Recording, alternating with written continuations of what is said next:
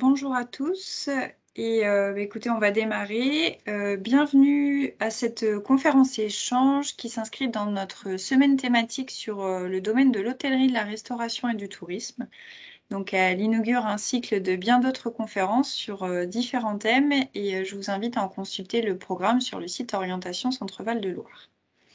D'un point de vue plus pratique, je vous informe que vos micros et caméras seront coupés. Vous aurez toutefois la possibilité de poser toutes vos questions dans le chat et je me chargerai de les transmettre aux professionnels. Serait-il possible de couper, voilà, vos caméras? Merci beaucoup. Notre thème aujourd'hui sera manager d'un hôtel, un métier à multiples facettes. Et je remercie Madame Christine Fourneau, qui est manager générale de l'hôtel Mercure Porte de Sologne à Ardon, d'avoir accepté de présenter son parcours et de parler de son métier. On va démarrer, mais avant de laisser la parole à Madame Fourneau, je vais juste faire une petite introduction sur le domaine de l'hôtellerie, restauration, tourisme en région Centre-Val de Loire. Donc la France est une des premières destinations touristiques du monde, comme vous le savez sûrement, et la région Centre-Val de Loire n'y est pas pour rien. Donc, elle est connue notamment pour ses châteaux et pour toutes les spécialités régionales. Et l'hôtellerie-restauration tourisme est le deuxième plus gros employeur en région. Donc il existe plus de 7500 entreprises dans le domaine, regroupant plus de 35 métiers. Et les projets de recrutement sont nombreux, tout comme les possibilités de formation, que l'on soit collégien, lycéen ou en reconversion. Alors vous, Madame Fourneau, comment avez-vous choisi de travailler dans le domaine de l'hôtellerie et pour quelles raisons? Alors, tout d'abord, bonjour à tous et à toutes et merci de me faire la joie d'être avec vous aujourd'hui. Donc, ce qui a fait que j'ai voulu rentrer dans l'hôtellerie à l'époque, il y a très longtemps, hein, parce qu'il y a plus de 30 ans de ça maintenant, c'est que j'ai eu la chance d'avoir des parents qui, à une époque de leur vie, avaient eu un petit resto. Et c'était des souvenirs d'enfance et c'est pour ça que j'ai voulu axer mes études sur la restauration à l'époque. Il n'y a même pas encore l'hôtellerie, mais surtout sur la partie restauration. Et donc, j'ai fait l'école hôtelière à Chamonix, après le brevet des collèges, donc j'avais 15 ans, qui a durant 3 ans. Ensuite, avant de me lancer vraiment à trouver un job, j'ai fait une formation comptable pendant 1 an, avec en même temps une formation gestion d'entreprise, de manière à me dire peut-être qu'un jour, j'aurai mon propre resto. Ça, c'était, on a 19-20 ans, donc, et je l'ai fait à l'époque et ça m'a servi justement quelques années plus tard. D'accord. Et alors, est-ce que vous avez évolué justement professionnellement pour, quel a été votre parcours en fait pour arriver en fait au métier de manager général d'un hôtel? D'accord. Alors, je vais vous le faire bref, parce qu'il y a Version quelques courte. années de ça. Donc, ce que j'ai fait, c'est que après ces diplômes-là, à 20 ans, j'ai pris mon premier poste, serveuse dans un restaurant. Et j'y suis restée 8 ans dans ce restaurant, qui était un restaurant en station balnéaire, donc serveuse, responsable de salle, responsable d'étage et finalement responsable d'établissement au bout de 8 ans. Donc, au bout de 8 ans, tu as fait le tour, tu as envie de changer un peu. Et le hasard de la vie fait que je change de région et du coup, l'hôtellerie et la restauration, je le mets de côté. Et je suis agent co en immobilier pendant 4 ans. Je refais un peu de droit et je me lance là-dedans pour voir un peu. Au bout de 4 ans, c'est vrai que j'arrive, j'ouvre un journal, je vois qu'on cherche une adjointe de direction sur un hôtel du groupe Accor à l'époque, un 3 étoiles qui n'avait rien à voir avec ce que j'ai aujourd'hui. Et donc, je postule et j'ai le poste d'adjointe de direction pour cet hôtel. Donc, j'apprends le métier de l'hôtellerie un peu sur le tas parce que j'avais pas fait une formation hôtelière à la base, mais restauration. Et j'y reste quand même assez longtemps parce que je travaillais pour Accor pendant 7 ans. Et suite à ça, et sur ma ville, un indépendant reprend une grosse structure pour en faire un grand hôtel, restaurant, bar, salle de réunion et de conférence, et il cherchait quelqu'un. Donc, j'ai postulé, bien sûr, j'ai eu le job. Donc, j'ai commencé dans ce Mercure, qui avait pris une enseigne Mercure justement, en tant que responsable hébergement, toute la partie gestion des étages, etc. Et ensuite, au bout de 2 ans, j'ai été adjoint de direction, et 2 ans plus tard, j'en ai pris la direction. Donc, au total, je suis restée 9 ans sur cet établissement. Et il arrive à un moment donné, avec l'âge, où on se dit, bon, tout tourne, tout roule, il me faut un nouveau challenge.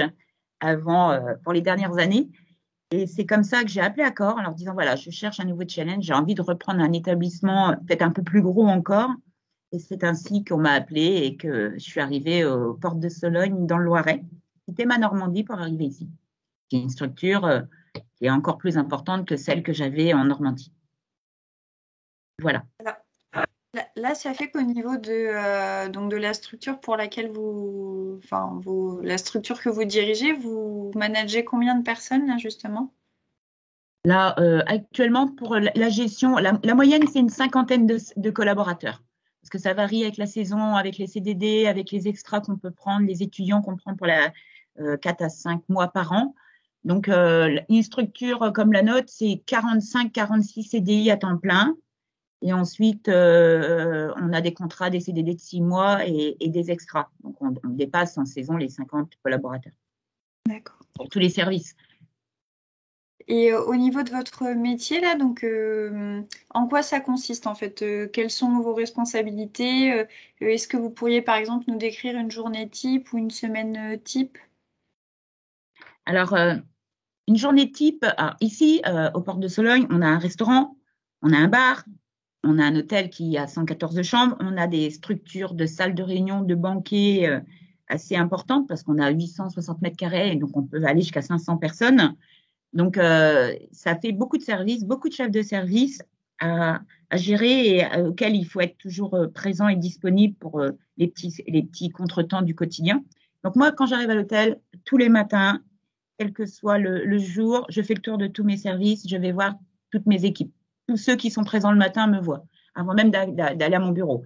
Ensuite, je prends la température, je vois s'il y a eu des soucis le matin, s'il y a des choses à finir de programmer pour la journée, à organiser, parce qu'il y a toujours…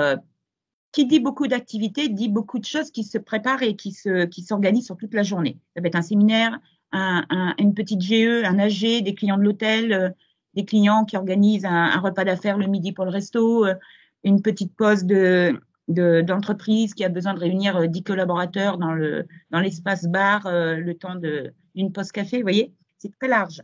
Donc ça demande quand même le temps de dialoguer et d'échanger pas mal de temps avec les collaborateurs, même si tout est planifié. Je passe beaucoup de temps aussi dans le service commercial parce que c'est de là que partout aussi. Hein. On a un service commercial avec 3 personnes, un responsable maïs, un responsable loisirs, tout ce qui était au étranger, banquet, golf, spa, parce qu'on est partenaire du golf et du spa, et une responsable commerciale qui chapeaute tout ça. Donc ça me prend quand même une partie de ma matinée, c'est très important. J'ai un restaurant, aussi bien pour ma clientèle de l'hôtel que pour la clientèle locale qui fonctionne bien et qui a une capacité assez importante. Donc, le midi, je suis dans mon restaurant. Si je ne suis pas en réunion ou autre, je suis dans mon restaurant. J'accorde beaucoup d'importance à être avec eux, mes collaborateurs, mais aussi avec mes clients, échanger avec eux et donner un coup de main si besoin. Et ensuite, l'après-midi, vous savez, un directeur manager, il y a toute la partie RH, fournisseur, il y a toute la partie sociale, il y a tout ce qui est organisation. Le but, c'est ça, il faut gérer nos charges entre deux, il faut réussir à réaliser nos budgets, donc épauler, négocier. On a quand même pas mal de rendez-vous dans une journée. Donc, tout ça fait que ça remplit vraiment très bien notre journée. Et sans compter les imprévus, les rendez-vous dernière minute, les petits impératifs d'une équipe, un membre collaborateur d'une équipe qui manque, trouver quelqu'un, appeler, prendre un extra. Je veux dire, il n'y a pas de temps mort dans nos métiers. D'accord. Alors, est-ce que ça veut dire que vous travaillez les week-ends également? Oui, oui, oui.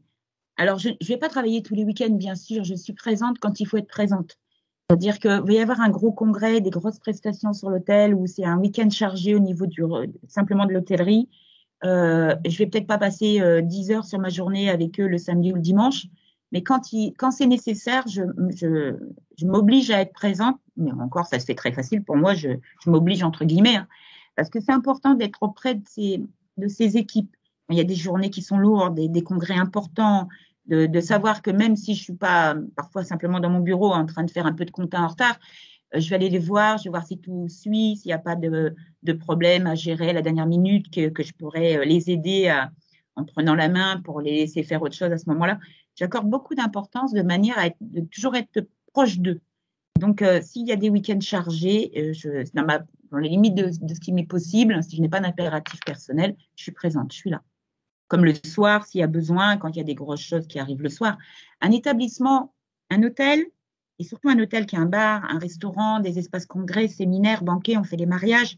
C'est-à-dire que c'est quand même un établissement où 24 heures sur 24, toute l'année, est ouvert. Dans ces établissements, vous avez vos collaborateurs et je suis responsable de mes collaborateurs, mais je suis aussi responsable de tous les clients qu'il peut y avoir dans l'établissement. Donc, sur une journée, il y a peut-être 400, 450 personnes qui vont graviter sur l'établissement avec toutes les activités confondues.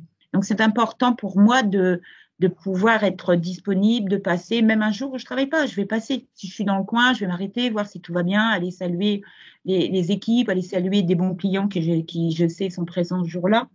À mes yeux, c'est important qu'un général manager d'établissement comme le mien soit extrêmement disponible et pour le client et pour ses équipes. D'accord.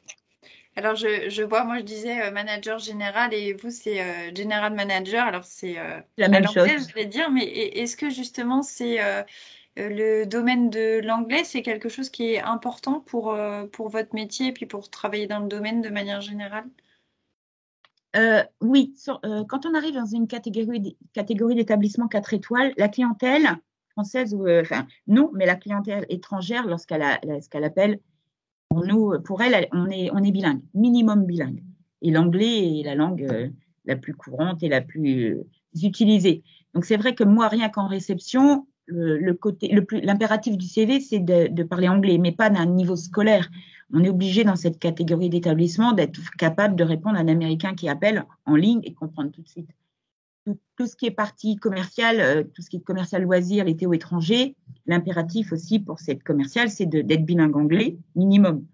Après, en restauration, je suis beaucoup moins exigeante parce que je vais être exigeante plutôt sur le côté être avenant, être dans le souci client, etc.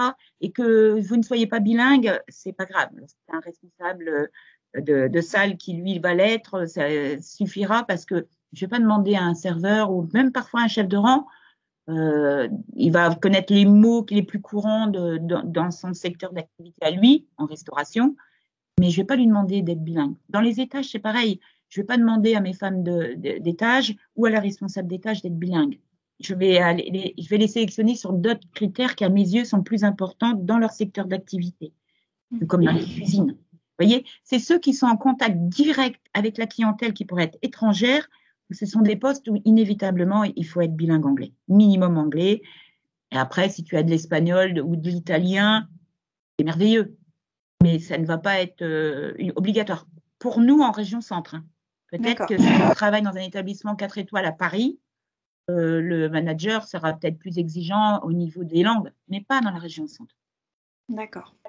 Alors, il y a deux questions qui sont arrivées dans le chat. Donc, une question qui est posée par des élèves de première en STMG qui demande si un profil STMG est pertinent pour travailler dans le domaine, alors je suppose dans le domaine de l'hôtellerie, donc c'est tout ce qui va être gestion, comptabilité, ressources humaines. Est-ce que c'est des profils en fait qui sont recherchés dans le domaine de l'hôtellerie?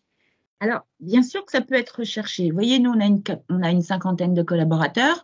J'ai une personne sur l'établissement, heureusement, qui m'épaule dans ce service-là et qui s'occupe de la partie comptable, facturation, RH, qui va me préparer mes contrats, qui va être à l'affût de tout ce qui est suivi, des payes, etc., pour pas avoir tout à gérer, parce que c'est impossible.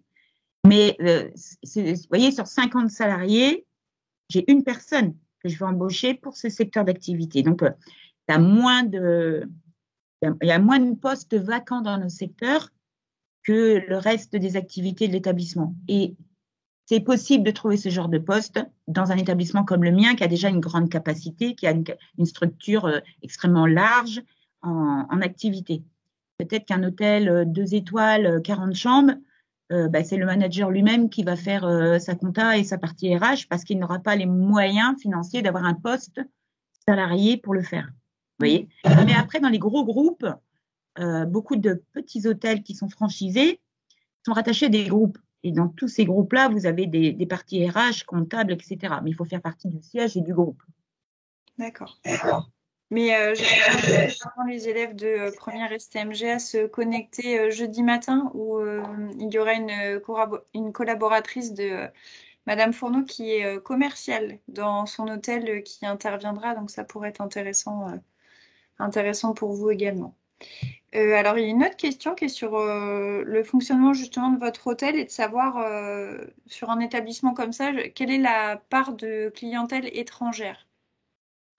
Alors, la région centre, et par rapport à mon établissement qui est au sud d'Orléans, euh, c'est heureusement pour nous parce que on l'a heureusement bien vécu du coup avec le Covid, c'est que ce n'est pas un pourcentage élevé de clientèle étrangère. On va avoir du belge, on va avoir du hollandais, on a bien sûr, on va avoir quelques Suisses, mais c'est pas la clientèle la plus importante au niveau de chez nous. Nous, on est un établissement d'affaires principalement. Donc, on a la clientèle loisir française, la clientèle loisir un peu étrangère, mais ça va être 10% de notre clientèle. Vous voyez? Après, on a à peu près 57% de notre clientèle, c'est du MICE, hein, du déplacement pro, du séminaire, du congrès, de la JE, etc. Et après, le reste, ça va être du loisir. Parce qu'on est sur un golf, les week-ends golf, il y a les balnéades avec le spa, donc ça fait les week-ends, et pour les vacances scolaires aussi, il y a les châteaux de la Loire. Donc les gens se déplacent beaucoup, parce qu'en plus, on n'est pas loin de Paris. Vous voyez? Les étrangers viennent, et ceux qui viennent, souvent, on est une halte à Orléans, pour ensuite aller peut-être plus bas, vous voyez, vers Bordeaux, etc. Il reste une journée ou deux, voire 2 jours, et parfois c'est une nuit et demie. Je crois que c'est ça le pourcentage qui en est ressorti. Les séjours étrangers, on est à 1,50 ou 1,75. Vous voyez, on n'est pas à 2 nuits. Mais ça fait 2 à 3 jours sur des journées pleines en découverte de la région. D'accord. Et ça, par exemple, le genre de chiffres là dont vous parlez, alors c'est des choses dont vous occupez de calculer justement tout ça ou c'est des personnes qui travaillent pour vous? Moi, j'ai mes stats qui vont être sorties avec nos logiciels parce que toute clientèle qui rentrait chez nous en réservation, on a un paramétrage qui fait, je vais savoir si c'est du loisir, du ponctuel, du local, si c'est de l'étranger. Et vous voyez, nous, on fait des paramètres qui font qu'on peut ressortir des analyses en fin de mois ou en fin d'année pour avoir, nous, la notion pour mon établissement. Mais il y a pas mal de chiffres qui ressortent, qui me sont transmises par l'Office de tourisme d'Orléans, qui, eux, analysent beaucoup par rapport à la métropole. Vous voyez, cette vision du temps de présence et de nuitée sur la métropole d'Orléans, et étant à 5 minutes d'Orléans, on rentre dans les stats, c'est eux qui me les fournissent. Ils ont un suivi assez précieux et méticuleux sur le domaine, tout comme cette vision de l'augmentation du tourisme sur la métropole. Grâce au Covid, on ne peut pas voir que du côté négatif au niveau du Covid, heureusement. Je crois qu'ils étaient à j'ai plus les chiffres en tête, mais c'était énorme, hein, ils sont à plus de 200% d'augmentation de visites sur l'Office de tourisme d'Orléans pour venir découvrir la région. C'est-à-dire qu'une augmentation de 200% de touristes français, vous voyez, qui se sont mis à découvrir la région à cause du Covid parce qu'ils ne pouvaient plus aller à l'étranger, plus de 200%, c'est énorme. Et donc, ça veut dire que toute la région centre, proche de la métropole d'Orléans ou pas, est impactée par cette nouvelle clientèle loisir, souvent, qui arrive sur la région. Et nous, on l'a ressenti. Hein. L'été dernier, par rapport à 2019, nous, on compare tous nos chiffres par rapport à 2019, et on est tous dans le même cas, on a eu une augmentation de 20% sur la saison estivale d'occupation et de clientèle loisir. Vous voyez? Parce que finalement, le Covid a fait que le Français a appris de nouveau à redécouvrir son pays. Et comme la région centre n'est pas loin de Paris, les gens sont venus pour découvrir la région, aller faire les châteaux de la Loire, les bords de Loire, découvrir des villes comme Orléans, les Tours ou Blois. Je sais qu'ils ont été impactés aussi de la même manière, vous voyez. Donc, c'est un côté positif du Covid. Oui, sur votre activité. D'accord. Autre petite question qui a été posée donc, par les élèves de première STMG. Quel est le salaire d'un général manager environ Il précise une fourchette. Il ne vous demande pas votre fiche de paye.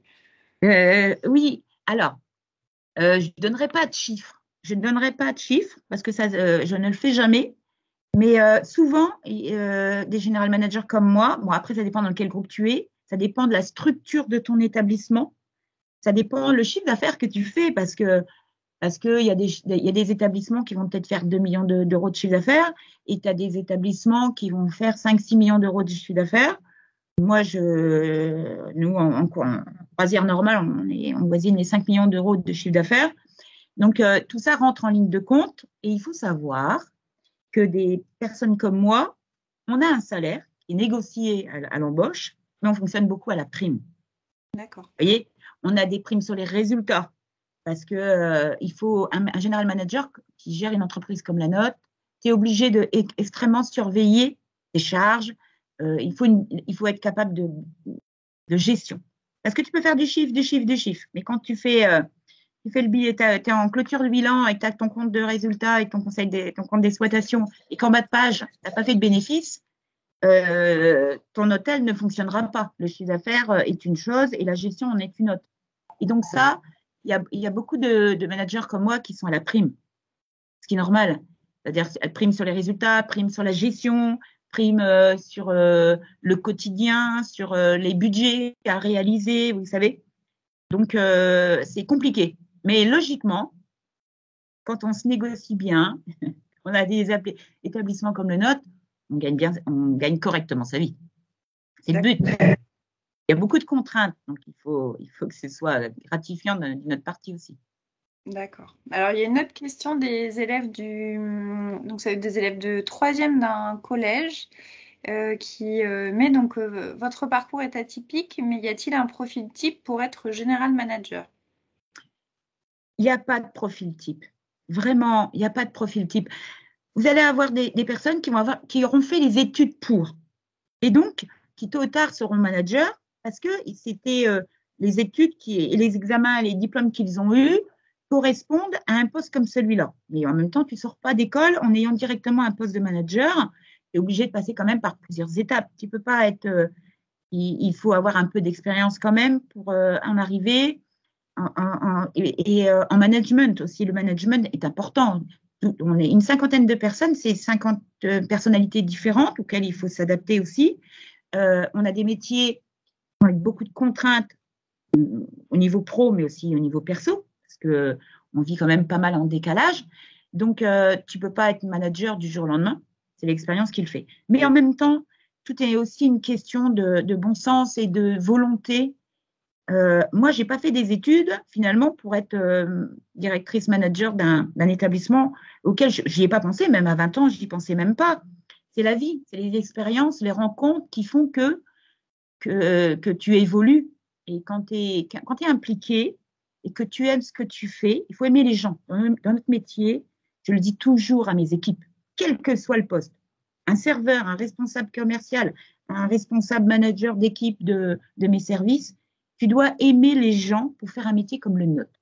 Comme ça, tu dois éprouver de l'empathie pour les clients, mais aussi pour tes collaborateurs. Et donc, quand tu es même un serveur, doit avoir de l'empathie pour le client et de l'empathie pour ses collègues. Vous voyez? Et tu n'es pas obligé d'avoir fait les études pour un jour être responsable restauration ou être propriétaire de ton propre resto ou manager comme moi d'un établissement comme celui-là que je n'aurais jamais pu, dans lequel j'aurais jamais pu investir financièrement parce qu'il faut quand même plusieurs millions d'euros pour avoir ce genre d'affaires. Mais vous voyez, c'est vraiment une question d'investissement personnel, de volonté, et heureusement encore. Heureusement que finalement, c'est donné à tout le monde. C'est vraiment donné à tout le monde de pouvoir réussir dans nos métiers. On peut être serveuse. J'ai commencé comme serveuse à 20 ans, vous voyez, dans un restaurant. Et finalement, je finis aujourd'hui à plus de 50 ans, mais j'ai été directrice d'établissement, manager, il y a quand même maintenant quelques années, sur l'autre précédemment. Donc, c'est quelque chose, tu n'as pas besoin d'attendre 50 ans pour l'être. Parce que moi, entre deux, j'ai fait autre chose. J'ai fait agent en immobilier, j'étais vendre des commerces et des maisons. Vous voyez, il n'y a rien à voir. Mais c'était une expérience comme une autre. Et après, il y a des choix de vie. Parfois, il y a des moments où il y a des routes plus faciles à prendre. et à côté à gauche, tu as une route un peu plus difficile. C'est toi qui décides si tu prends la route qui est un peu plus difficile et qui a un peu plus d'embûches, mais qui va embûchant, justement, tu obtiens ce que tu veux, ou tu choisis un peu la facilité. Parfois, il faut laisser de côté la facilité. Ça dépend les tempéraments et les envies. D'accord. Alors, vous parliez là de quelques inconvénients du métier aussi, quand vous évoquiez par exemple oui, les horaires, par exemple, le fait de travailler le week-end, etc.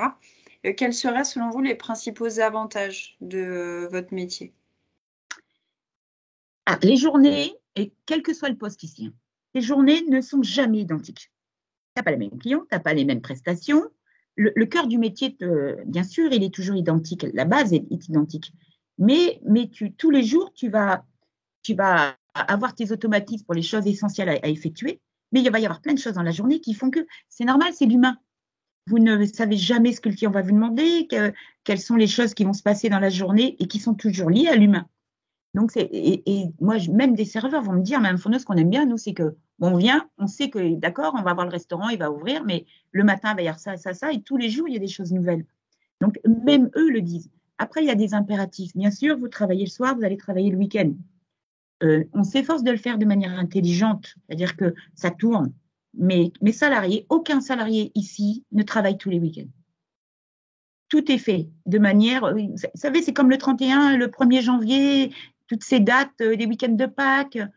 On n'est pas obligé d'avoir tous les salariés tout le temps en poste sur des structures et des journées de fériés ou de week-end, etc. Mes salariés, ils ont des vacances l'été.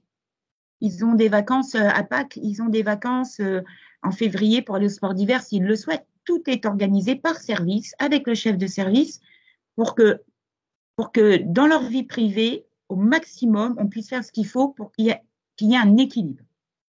Moi, je le fais dans ma structure parce qu'elle est grosse, donc c'est peut-être plus facile que des indépendants qui ont des petites structures.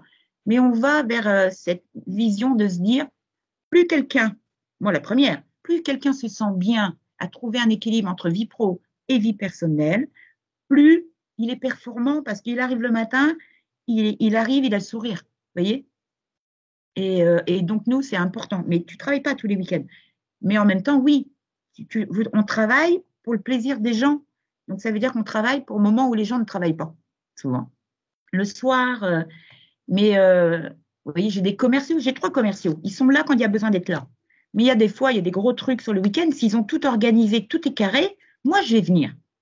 Et je vais laisser le week-end à mes 3 commerciaux. Je n'ai pas besoin d'eux. Tout a été fait en amont.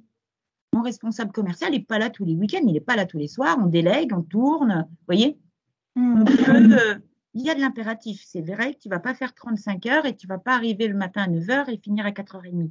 Mais parce que c'est un autre métier. Chaque métier a ses contraintes de toute façon. Moi, je n'aurais jamais pu travailler dans un bureau parce que ça ne me correspondait pas.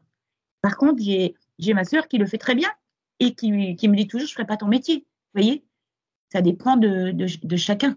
On a de beaux métiers. Je le crie souvent haut et fort. On a vraiment de beaux métiers. Alors, justement, ça va être ma dernière question et qui va reprendre aussi un petit peu une question là, qui est posée dans le chat par les collégiens, les élèves du collège Malraux. Est-ce que vous pensez que le domaine de l'hôtellerie est porteur d'avenir en termes d'emploi? Et la question qui était posée, c'était est-ce que justement il y avait des postes pour lesquels vous aviez du mal à recruter? Alors, mon cursus prouve que c'est porteur d'avenir. J'ai commencé serveuse dans un restaurant. Vous voyez? Serveuse. Donc, ça veut dire que moi, j'ai mon chef de cuisine, il a commencé comme apprenti et aujourd'hui, il est chef de cuisine. Et comme il le dit, la dernière fois, j'avais reçu une école, comme il le dit à cette classe, qui était aussi des jeunes de 14-15 ans, quand ils lui ont posé la question, un peu même style que la vôtre, il leur a dit, aujourd'hui, je suis chef de cuisine dans des établissements comme celui-là. Il a 30 ans.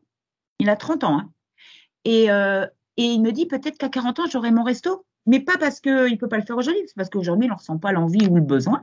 Mais il dit peut-être qu'à 40 ans, ou à 35 ans, j'aurai mon restaurant parce que je serai capable de le faire et que j'aurai la motivation. On peut rentrer. Moi, j'ai des gens ici qui étaient apprentis et qui sont aujourd'hui responsables de service. Vous voyez? Et dès que tu rentres en plus dans des groupes comme le nôtre, nous, on a un propriétaire. Moi, j'ai un propriétaire au-dessus. Moi, j'ai un financier. qui achète des établissements, qui fait tous les travaux et qui cherche des gens comme moi pour les relancer, pour faire ce qu'il faut et pour les gérer. Mais ça veut dire que dans un groupe, ici, moi, ils le savent, tu peux avoir quelqu'un qui, à un moment donné, a été apprenti, il est devenu serveur, demi-chef de rang, chef de rang, il est assistant maître d'hôtel. Et à un moment donné, au-dessus, moi, j'ai un maître d'hôtel, j'ai un responsable restauration, compliqué de monter. Mais il sait qu'il peut monter ailleurs. Parce que dans le groupe, on a d'autres établissements qui vont être en manque peut-être d'un responsable restauration ou autre. Donc, on tourne, vous voyez. Et moi, à la date d'aujourd'hui, vous voyez, de ce matin, il me manque quoi? Il me manque une réceptionniste parce que j'avais toute mon équipe et pour raison perso, elle doit retourner en famille à Toulouse. Donc, elle a donné sa démission. Donc, il me faut un temps plein, une réceptionniste. Et nous, les réceptionnistes, elles ne travaillent pas de nuit. Je veux dire, elles ont des horaires tout à fait cohérents et ça tourne beaucoup. Elles ont un week-end sur deux. Enfin, je veux dire, tout va bien. Bien sûr que je vais chercher des apprentis. Dans tous les services, j'ai toujours eu des apprentis. Cette année, un peu plus compliqué. J'en ai toujours un en cuisine, mais nous, j'ai beaucoup d'apprentis qui sont en CDI chez moi aujourd'hui parce qu'on les a formés pendant 2 ans et ils avaient l'envie et ils ont obtenu leur diplôme et après, tu leur proposes. Si ça t'intéresse, on t'embauche. Et s'il veut continuer, il continue, sinon on l'embauche. Donc, à la date d'aujourd'hui, je cherche des apprentis. Je cherche un gros numéro 2 en restauration pour épauler mon responsable parce que la structure est grosse.